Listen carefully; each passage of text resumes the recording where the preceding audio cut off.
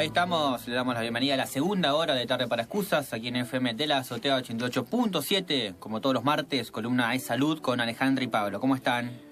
Hola Claudio, hola Sebastián, hola Ariel.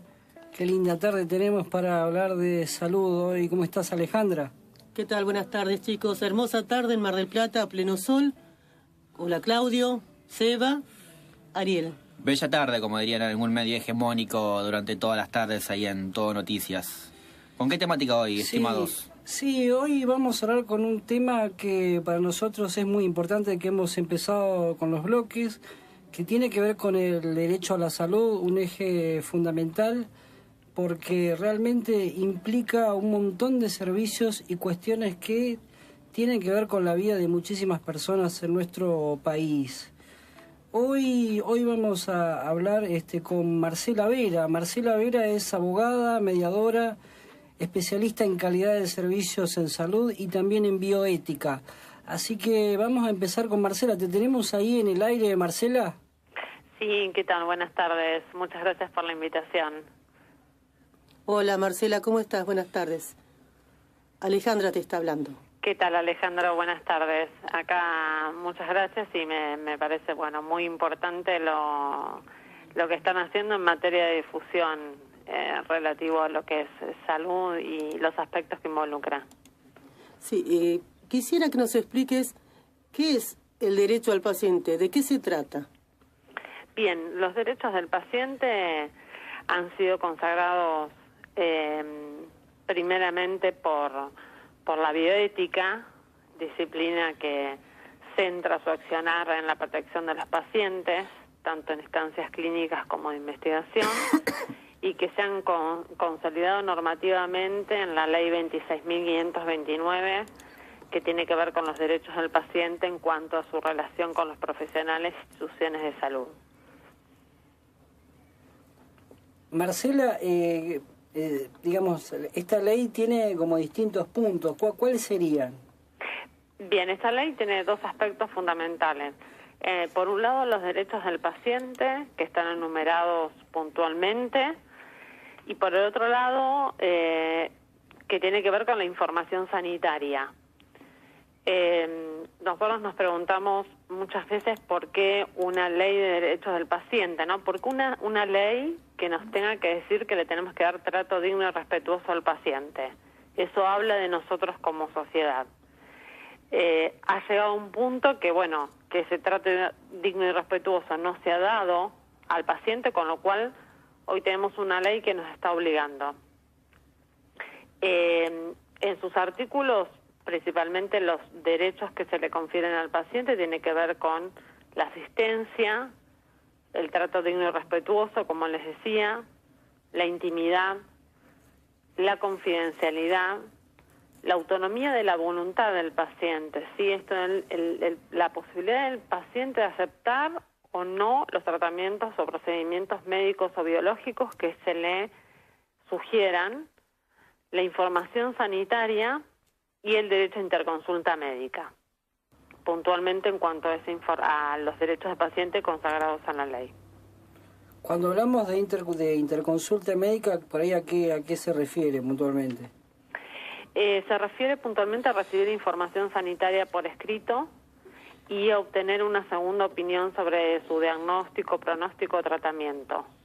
Eso unas veces uno cuando pide su historia clínica, que por otro lado la ley es muy clara en el sentido de decir que la historia clínica le pertenece al paciente. Los profesionales de la salud algunas veces no les gusta que vayamos a buscar una segunda opinión, pero en realidad es un derecho que tiene el paciente.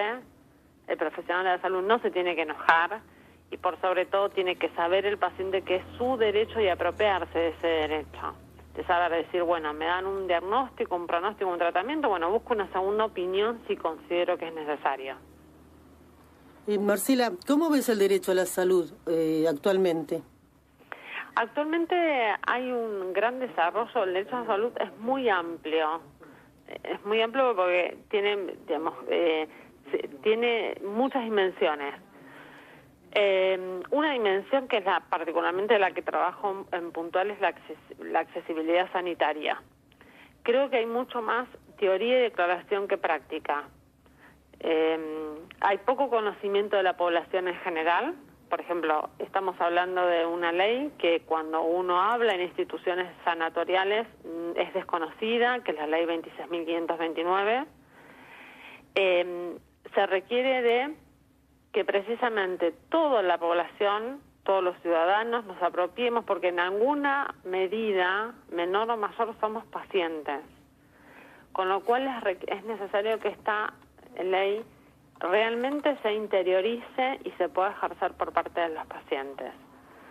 Que no se hagan casos aislados, sino que se hagan en distintas instancias se puedan tomar conocimiento, como es en este caso mediante una difusión en un programa de radio.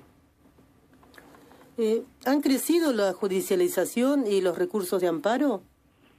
Sí, en general crece precisamente por esto, porque no hay instancias, y un poco lo hemos hablado con Pablo oportunamente, no hay instancias que estén al lado o más cerca de la persona, que en el momento de tener una situación de salud en la cual requiere una solución o se genera un conflicto, no hay instancias anteriores, o por lo menos no son conocidas o puestas en manos de las personas para evitar que se sea judicializar, con todo lo que eso lleva. Así que es un buen ejercicio pensar estas nuevas instancias antes de llegar a la judicialización. Marcela, sé que vos sos abogada, pero también actúas como mediadora en la parte de salud. ¿Me podés explicar esa parte de mediadora cómo es? Sí, es uno de los aspectos fundamentales que está pendiente de su desarrollo en el ámbito puntual de servicios de salud. El mediador es un tercero imparcial que va a lograr que las partes puedan llegar a acordar sus puntos de interés, digamos, su presunta diferencia, llegar a un punto de interés común, que tiene que ver con lo que se denomina ganar-ganar, que en realidad es la mediación colaborativa, es decir, que las partes el mediador lo que hace es acercar a las partes para que puedan generar un punto de interés común y evitar que se escale el conflicto. Cuando se escala el conflicto hay dos situaciones. Cuando se escala el conflicto en una sala de salud con un paciente y un médico puede haber un grado de agresividad, ¿sí? Los médicos muchas veces esto lo informan. Y por el otro lado, si estamos hablando de una cobertura, es decir, evitar una instancia judicial y resolver anticipadamente al paciente su situación sin tener que pasar por instancias judiciales que también empiezan a vulnerarse derechos como el de confidencialidad, la intimidad. Uno lo ve en los medios, ¿no? Sale una situación de salud por una situación de transfusión de sangre. Vamos a poner que es un derecho vamos a poner en este caso testigos de Jehová. Sí.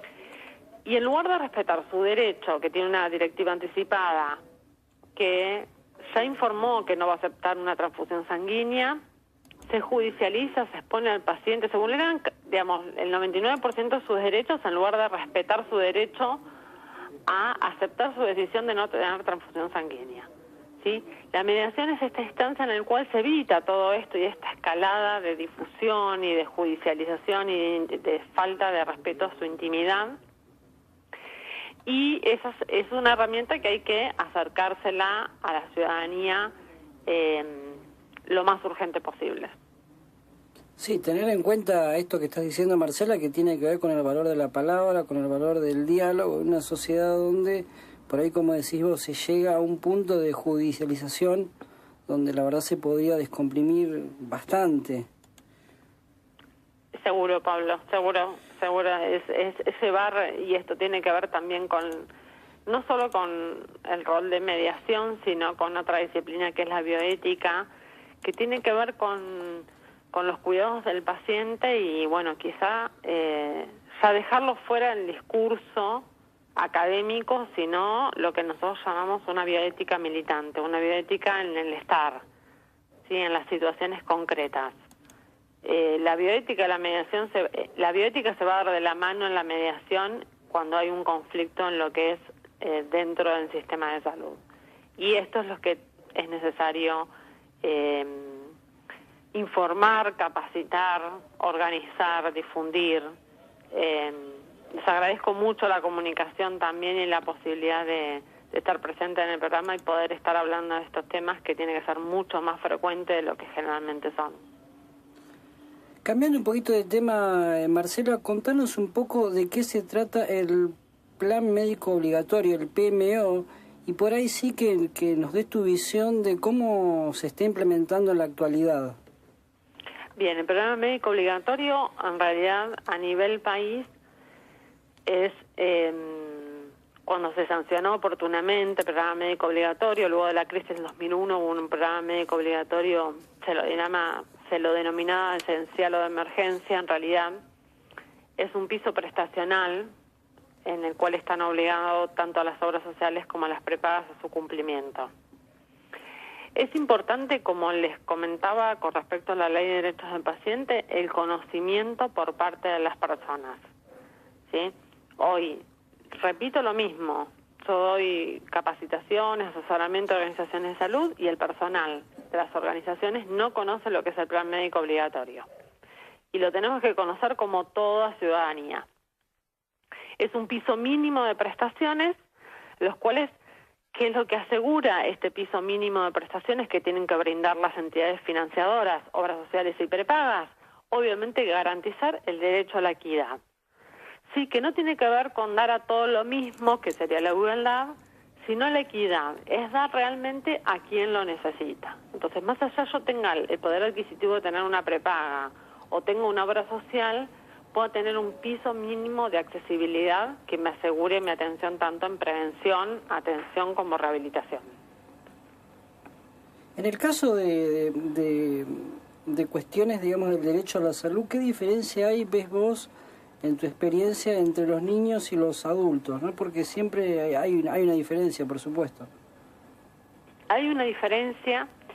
En realidad es muy importante que los profesionales de la salud en general estén muy actualizados, tanto en la última reforma del Código Civil para la atención y las nuevas normativas que hay en relación a la atención, tanto de jóvenes como de adolescentes y adultos, y en cuanto a la posibilidad de tomar decisiones sobre su propio tratamiento. Sí, eso es muy importante conocerlo porque, bueno, hoy un adolescente de 16 a 18 años va a poder tomar decisiones sobre su propio cuerpo, siempre que no implique un riesgo de vida. Entonces, bueno, ¿qué nos pasa? Les pongo un ejemplo concreto. Si va un menor de 15 años a una guardia y dice no tiene que estar acompañado con sus padres. Bueno, no, en realidad la atención primaria que tiene que recibir tiene que ser atendido. Si una menor, un menor, una niña, un adolescente, un joven, tiene que ser atendido, ¿sí? Va a haber ya después tratamientos o puntualmente alguna intervención. A ver, cuando llamamos intervenciones es decir, bueno, hay que sacar una muela. Uno, para hacerlo más liso y llano y comprensible, es decir, bueno, todo aquello que implica un riesgo de vida a la salud, obviamente tiene que estar el consentimiento de los padres. Pero una atención clínica, una atención ginecológica, una atención de segundo nivel, el cual no implique ningún tipo de riesgo, el menor tiene tiene el derecho de ser atendido. Sí, esto ya está reconocido por UNICEF hace mucho tiempo, está incorporado también en el nuevo Código Civil argentino. ¿Qué está pasando, Marcela, con los tratamientos oncológicos, con los pacientes que tienen un tratamiento oncológico, ya sea vía oral o endovenoso? Bien, en realidad ahí aclaramos un poquito en cuanto a cobertura, público, privado. Claro, sí, en lo público más que nada, porque lo privado siempre el que tiene plata lo puede pagar y lo paga. Bien, en lo público es muy importante es darle continuidad a los tratamientos, obviamente. Hay mucha responsabilidad ahí de los profesionales de la salud, de que sean provistas la medicación en tiempo y forma, que los tratamientos no se corten. Sabemos que hubo casos de falta de provisión de tratamientos. En realidad no es que uno se entera, sino que lo vive porque lo he experimentado con un vecino. Poder tener los mecanismos para evitar no ser, digamos, no estar en forma pasiva esperando y decir, bueno, el medicamento llega o no llega, sino que realmente poder tener por estos mecanismos tanto de mediación como de bioética para poder recurrir en los casos que no tuviera el suministro adecuado de los medicamentos, ¿sí? Y por otro lado, porque son realidades puntuales. Algunas veces tenemos casos de pacientes que están acompañados por su familia, atendidos, contenidos, que están atentos a su evaluación y a su evolución, y otros casos que pacientes, inclusive de tercera edad, que están más desprotegidos, en un seguimiento de su realidad social, en los cuales es muy importante que haya organismos y medios para que en los casos de suspensión de tratamiento esto no se evite. No solo pasa en oncología, les digo casos como epilepsia. Nosotros hemos tratado varias veces situaciones, o nos han llegado situaciones de pacientes con epilepsia, que es una enfermedad crónica, que no se suministra la medicación y un tratamiento en epilepsia no se puede cortar. Y bueno, y hemos llamado hasta a los laboratorios, visitadores médicos para poderle dar continuidad y conseguir los medicamentos. Bueno, esto no puede quedar a la buena voluntad de un grupo de pacientes que se ayudan mutuamente, sino que realmente tiene que activarse los mecanismos necesarios para lograr el cumplimiento efectivo desde el rol del Estado fundamentalmente. En cuanto, por ejemplo, a otras áreas de salud, ¿con qué te estás encontrando, no? Porque hemos hecho varios bloques donde vemos ciertos derechos que están ahí en peligro. Sí. Otras situaciones que se presentan, por ejemplo, es mucho el estado de terminalidad de las personas. Sucede muchas veces, somos una sociedad que no quiere hablar de la muerte, no quiere hablar no acepta la muerte, y en realidad es parte de la vida, es el final de la vida, y esto llega. Muchas veces se le dan el alta a los pacientes que están en estado de terminalidad y su familia no sabe qué hacer. Es muy importante conocer el derecho que tiene el paciente a una muerte digna, que está establecido en la ley 26.529 también, y a recibir los cuidados paliativos necesarios. Tener una muerte digna es tener una muerte con atención y sin padecimiento de dolor. Bueno, muchas veces esto hoy, lamentablemente, algunas entidades financiadoras no lo están cumpliendo y se encuentra la familia que o lo deja en terapia intensiva a su familiar y muere solo, enchufado entre cables, o no encuentra en su financiador que le dé el servicio de cuidados paliativos necesarios para que pueda tener su contención y morir en su casa. Esto hay que hablarlo. Es una sociedad, algunas veces estamos en salud y es parte de lo que es la vida. Entonces, tanto lo que es tratamientos oncológicos, enfermedades crónicas como estados de terminalidad, es donde necesitamos realmente que se activen los mecanismos necesarios para que el derecho a la salud sea respetado. Marcela, ¿de qué hablamos cuando hablamos de calidad y atención en servicios en salud? Bien, cuando hablamos de calidad hablamos de dos aspectos fundamentales. Uno cualitativo y uno, eso cuando explico, es uno cualitativo y uno cuantitativo. ¿Sí? Uno que se puede ver menos y uno que se puede ver más. Si ustedes me dicen qué lleva una atención de calidad, es una atención que sea segura, efectiva, que esté centrada en el paciente, que sea oportuna, o sea, que sea a tiempo, que sea eficiente y que sea equitativa. Esto que decíamos, no todos lo mismo, sino realmente el que más necesita. Y esto se da en dos aspectos. En el cualitativo tiene que ver con la cuestión de competencias de cómo el profesional de la salud trata a su paciente, cómo el equipo de atención de salud, tanto desde el personal administrativo, recepciona al paciente en el buen trato. Acuérdense, ley de derecho al paciente, trato digno y respetuoso, confidencialidad, intimidad. Sí, eso tiene que estar muy presente, es lo cualitativo. No discriminación, sí, por ningún motivo. Estos son derechos que tenemos los pacientes, ¿sí? Tengo posibilidad de hacer interconsulta, tengo posibilidad de pedir mi historia clínica. Después hay aspectos cuantitativos que tienen que ver cuando una organización acredita calidad mediante algunos organismos, como puede ser ISO, SENAS, que es la parte más cuantitativa, donde alguien vino, me vio y dijo, bueno, esta organización de salud trabaja en calidad. Pero es muy importante conocer ambos aspectos y una opinión, muy, digamos, profesional. Necesitamos trabajar mucho en calidad en las organizaciones de salud, en los dos aspectos, en el cualitativo y en el cuantitativo. Estamos hablando con Marcela Avera, abogada, mediadora, especialista en calidad de servicio de salud y bioética. Estamos en los 88.7, Radio de la Azotea. Marcela, cuando no se cumple la atención necesaria, el derecho a la salud que necesito, ¿dónde debo recurrir? Bien, es muy importante tu pregunta. Hay distintos organismos y para distintas situaciones. Por un lado hay hospitales, tenemos todo el sector de salud pública.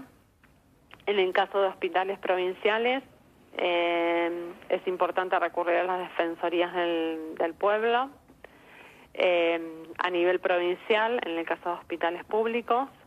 Después tenemos la defensoría a nivel municipal, en el caso de salud municipal, sales de atención primaria o SEMA. Y después es muy importante conocer la función de la Superintendencia de Servicios de Salud. Es un organismo que lamentablemente queda en Capital Federal, pero es un organismo que funciona muy bien, que tiene líneas gratuitas para la defensa, tanto a nivel de cobertura como de atención.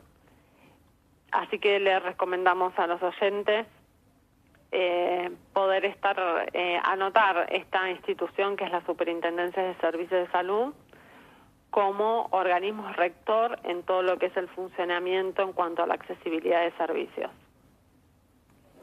Marcela, contanos un poco en lo que estás trabajando vos, y también sabemos que abriste 2 páginas y un correo como para poder orientar y hacer un monitoreo ciudadano de las políticas de salud y del derecho a la salud también. Bien, sí, esto es una idea que surge aprovechando un poco las redes sociales. Tenemos 2 grupos, uno que tiene que ver con bioética, derechos de los pacientes, calidad y seguridad del paciente, en Facebook. Uno lo puede buscar, bioética, derechos de los pacientes, ya creo que ahí va a surgir. Y otro de los grupos que pertenece a pacientes de hospitales y sanatorios y clínicas de Mar del Plata. La idea es principalmente que los pacientes tengan instancias donde poder sumarse y comentarnos qué situaciones viven para poder generar un monitoreo a nivel social, ¿sí? Porque ¿qué es lo que pasa? ¿Cuántos pacientes han sufrido un inconveniente en salud? Bueno, surge cuando es de determinada gravedad o va a instancia judicial o va a instancia, muchas veces se mediatiza y no es lo más apropiado que surja en los medios de comunicación, se violenta mucho la intimidad de los pacientes en ese caso. Bueno, la idea acá es poder hacer un seguimiento, un monitoreo y que los pacientes cuenten con espacios donde poder consultar y tener información, nosotros principalmente en la página de bioética, derechos de los pacientes, calidad y seguridad del paciente, hay información sobre lo que es ley y derechos del paciente, y pueden solicitar toda la información que necesiten también y comentar sus casos en particular para poder recomendarles y sugerirles los pasos a seguir. Marcela, te agradecemos por la comunicación y bueno, te comprometemos para otra vez para hablar de bioética, para poder hablar también un poco más profundo de algunos de estos temas. Sí, bueno, les agradezco desde ya mucho, los felicito por difundir estos temas y los demás que también hemos compartido y compartís, Pablo, en la página de Bioética y Derechos de los Pacientes. Hay mucho para hablar, hay mucho para que la comunidad sepa, así que bueno, les agradezco mucho las oportunidades que se puedan tener para difundir estos aspectos y empoderarnos como ciudadanos y cuidar nuestros derechos, que significa precisamente es evitar la judicialización, evitar la mediatización, sino realmente conocerlos y poder hacerlos cumplir. Muchas gracias. Bueno, gracias a vos, Marcela, y no va a faltar oportunidad para otro encuentro. Gracias. Bueno, muchas gracias y que tengan ustedes y toda la audiencia muy buenas tardes. Hasta ahí un nuevo bloque de salud aquí en 88.7, en Tarde para Excusas, un programa que insiste. ¿Algo más para agregar, compañeros y compañeras? Sí, que quede bien claro con el tema del derecho a la salud, que hay 3 lugares claves, ¿no? Si tenemos que hacer un reclamo en lo que es el servicio de salud municipal, hay que ir a la Defensoría del Pueblo, que está ahí en la calle Belgrano y San Luis. Si es en provincia, está la Defensoría de Provincia de Buenos Aires, que está ahí en la calle 25 de Mayo, entre La Rioja y Catamarca. Y si es un reclamo por obras sociales y prepagas, ahí hay que llamar al 0800 a la Superintendencia de Servicios de Salud, que el número es 0800 222 72 583. Y es una línea que está abierta de las 9 de la mañana a las 5 de la tarde, ¿sí? También pedirte que difundas nuevamente el número de WhatsApp de ustedes para que les envíen alguna consulta, alguna problemática específica para tratar de acá en adelante en esta columna de salud. Sí, el WhatsApp que hemos abierto es 223-586-3511. Cualquier duda, consulta, sugerencia, bueno, para seguir comunicados y bueno, seguir ampliando este espacio aquí en Tarde para Excusas. En FM de la Azotea 88.7 hasta las 17 se insiste. Cuanto más hondo se mira y más callado se escucha. Sufrimiento, miseria, impotencia, soberbia, crueldad. ¿Cómo limitarse solo a decir? Participar es una forma de actuar. La comunicación es acción. FM de la Azotea 88.7, comunicación participativa.